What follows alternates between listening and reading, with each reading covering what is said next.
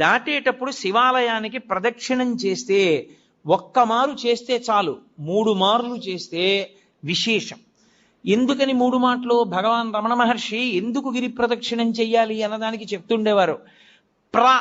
అంటే మీరు ప్రదక్షిణం చెయ్యడానికి కాళ్ళు కదుపుతుంటే మీ పాపములు కాలిపోతాయి.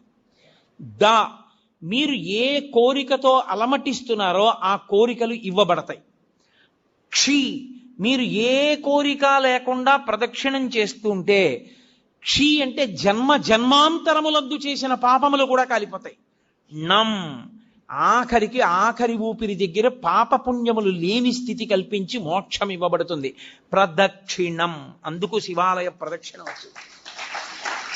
నేను కాదు, స్కాందంలోంచి సాక్షాత్ భగవాన్ రమణులు చెప్తుండేవారు కూర్చోబెట్టి ఎందుకు గిరి ప్రదక్షిణం చెయ్యాలో. కాబట్టి ప్రదక్షిణం 3 మార్లు చేస్తారు. ఎందుకు